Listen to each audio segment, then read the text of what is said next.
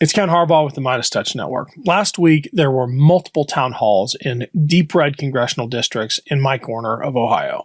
They were organized from the ground up by grassroots organizations. I moderated two of them, and even though our Republican representatives refused to show up, these town halls were a reassuring sign to me that Americans are waking up to the threat posed by the Trump administration.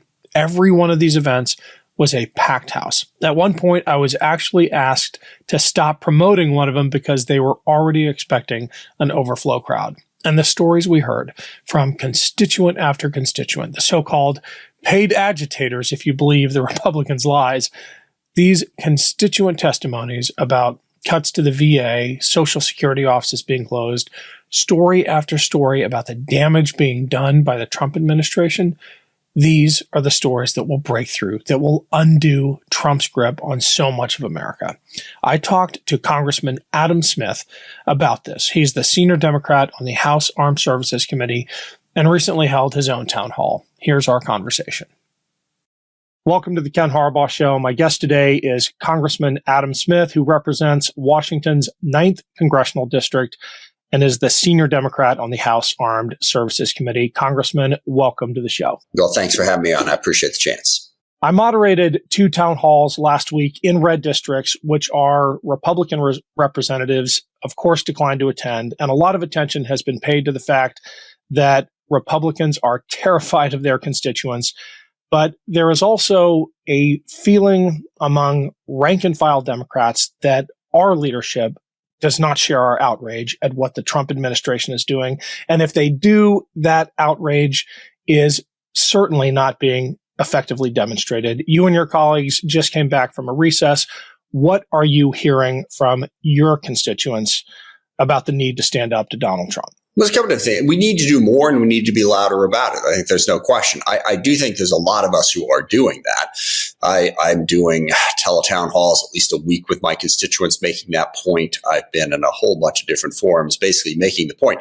Donald Trump is trying to do an autocratic takeover of our country and fundamentally end our republic as we know it.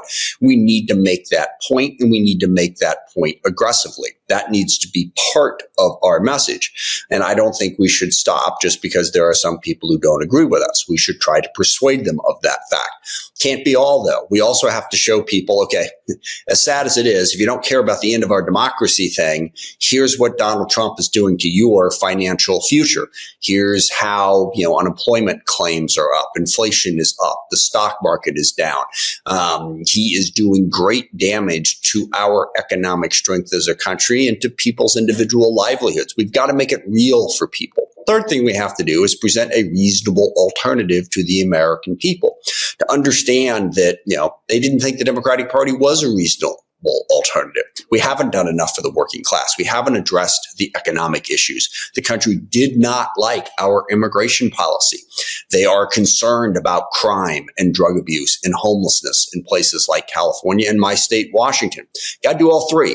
Got to be aggressive, go after Trump constantly for what he's doing to our basic structure of government and our representative democracy. But you also have to show what the alternative is. I'm working with some members. I think we got to put out, here's the first 10 bills that we would do when we were in charge. So got to attack Trump aggressively. And we have to show a very strong alternative and show people how it affects their lives. Is the dam starting to break? Because up until recently, Trump's approval suggested he was still in something of a honeymoon period. How long is it going to take for the damage that he is doing to the economy, to the lives of everyday Americans, to actually blow back on him? How long is he going to get a pass from the American people? I don't know. Nobody knows. And the point is we have to do everything in our power to move that day closer. We have to try to force the argument, make sure that we get to the place where people do see that. But to do that, we have to be smart about how we're presenting that argument and who we're trying to persuade.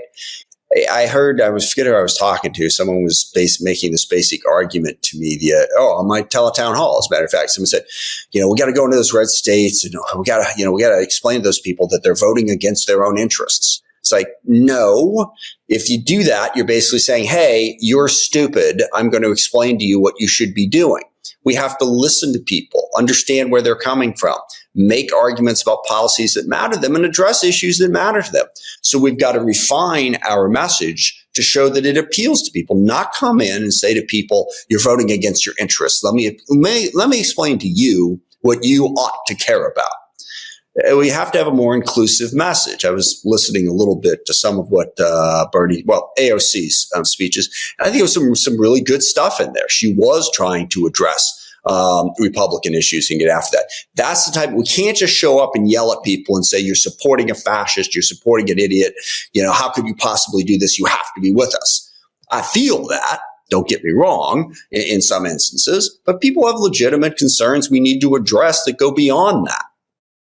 Hey, it's Ken Harbaugh. Huge shout out to everyone who has supported this show via our Patreon page. If you want to weigh in with questions for upcoming guests or give us feedback on past guests or make sure you never miss an episode, click the link below. It's free to sign up. And if you're able to pitch in a few bucks a month, just know that we put every dollar back into the show. We do have another reporting trip to Ukraine coming up. Thanks for the help. I listened to that town hall. If memory serves, 15,000 people. 16,000 actually at one point or another. But yes, that's incredible and a sign of, I think, an upwelling. Something is happening across this country. You referenced AOC and Bernie. Just look at their, I don't know if you'd call them town halls, their rallies at this point. I appreciated your answer to the person who asked you about Republicans voting against their interests. But I was also struck by the very first dial-in caller who asked about Ukraine. This is an issue I'm incredibly sensitive to. Sometimes I worry, though, that I'm in a bubble. I've got Ukrainian friends. I've been several times. I've reported from the front over there. Do you get a sense that Americans, broadly speaking, are starting to care about what is happening to America's position in the world, our betrayal of our allies, our cozying up to a brutal dictator? I was really heartened by the fact that was the first question that came up from a live caller. Yeah, one quick thing about the teletown halls. Our numbers have gone up. I've been doing them not quite weekly, but close, depending on my schedule. So doing it consistently is what builds the audience. It wasn't just the first one. We've been doing it since, I think, end of November on a very consistent basis. And that, as I said, this is a 24/7 battle. It's got to be relentless. It's got to be constant. You got to come at it from a whole bunch of different angles. Yes, the country does care about what's going on in Ukraine, and they care deeply about the idea that we're going to be like Putin's Russia. They don't want that. Now, let's be honest about this. Americans do primarily care about their financial situation, about what's going on with healthcare and the cost of education. They care about safety in their communities, what's going on with crime, drug abuse, and homelessness. But I think they do also care about the idea that we are going to abandon Ukraine to a brutal dictator. And they care to the extent that Trump thinks that Putin's Russia is some kind of model for governing. We were talking a little bit before we got on the air here. Trump was apparently on the Laura Ingraham show a couple days ago explaining the Canada as a 51st state thing. And he was explaining that in language that was exactly like the way Putin talked about Ukraine. The United States of America will not benefit from a might makes right world where basically you take whatever you can without concern for somebody else. That drives global conflict. At this point, I could get into a long speech about the history of global world wars and what we've done to try to prevent them. I won't, except to say post-World War II, we decided to try and stop that.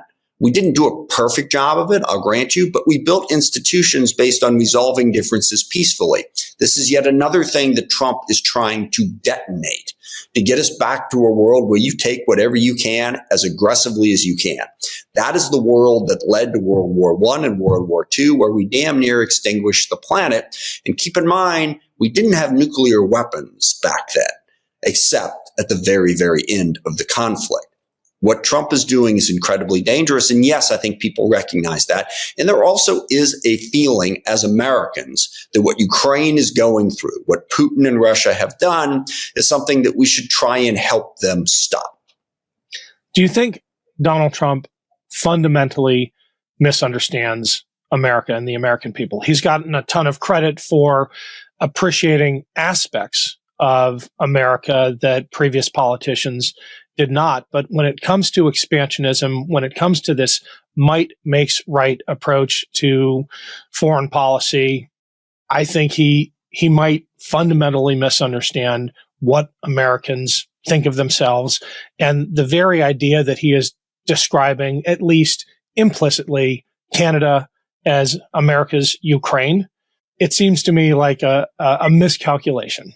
I think you're right. Because what America does like to think of itself as being aggressive and individualistic and all, but what is one of the corners to make America great again, right? We like to think of ourselves as, the greatest country in the history of the world. We like to think of ourselves as, something more than just a selfish country that's trying to grab everything they can. Now, we haven't always been consistent in that, I will grant you. But there's always been that feeling of American exceptionalism. And that can mean a lot of different things to a lot of different people. But what Trump is doing, he's just turning us into a bunch of hyper-aggressive assholes. And I really don't think we want to think of it that way. I mean, think about how he's doing it. He's slapping tariffs on people, just not as part of any sort of trade war, just because he can. He's aggressively trying to bully Denmark into giving us Greenland just because he can. He's insulting global leaders in the most petty way possible. Can any American in that situation really stand up to the rest of the world and say, admire us? We are exceptional. We are that shiny city on the hill. Sorry. Can we really say that given the way Trump is conducting himself on the global stage?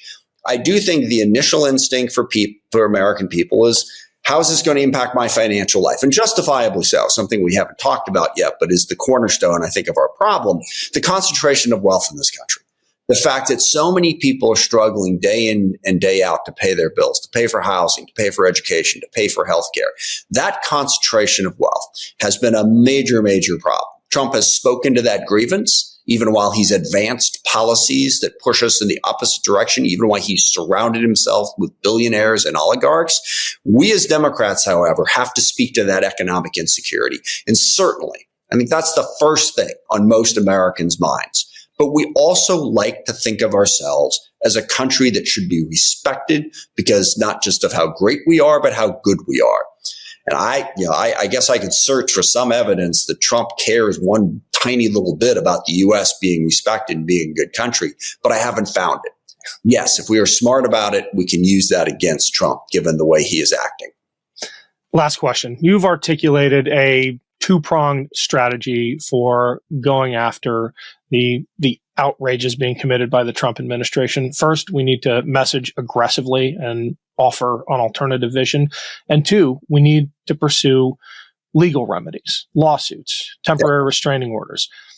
How confident are you that our legal system is up to the task if we now have an executive who is signaling that he will just steamroll any judicial order that slows down his agenda, that he will even ignore a decision from the Supreme Court, co-equal branch of government? I'm not very confident at all.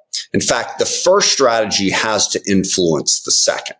The courts and their response to that will depend greatly on their perception of public opinion, which is why it is so important that we message 24/7.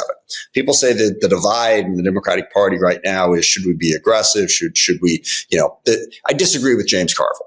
I do not think we should play dead and let the Republicans fail. That is not the world we're living in. We have to message 24/7.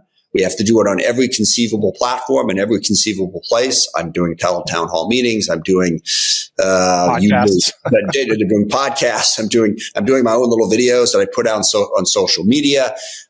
So we have to do that credibly because I think that will influence it. If the courts think that the American people are against Trump, they will be vastly more likely to stand up for their rulings. Because the one thing that hasn't happened yet, the courts have not yet issued sanctions against the Trump administration for violating court orders, despite the fact that the Trump administration has violated several dozen court orders. We need to be loud enough to give the courts the courage to get there. The only other thing I'll say is I keep coming back to the fact we as Democrats also have to recognize how the American people think the Democratic Party needs to get better. We're not governing as well as we should. Quick shout out for Ezra Klein's book, Abundance, about what we can do in places across the country where Democrats are in control to build housing, to build infrastructure, to better protect and provide for the American people by updating our governing philosophy. I think that has to be part of it as well. Thank you, Congressman Smith. We'd love to have you back for another check-in. Things are moving incredibly quickly these days. It's been great having you. Anytime. Thanks for giving me the chance. Can't get enough Meidas? Check out the Meidas Plus Substack for ad-free articles, reports, podcasts, daily recaps from Ron Filipkowski, and more. Sign up for free now at MeidasPlus.com.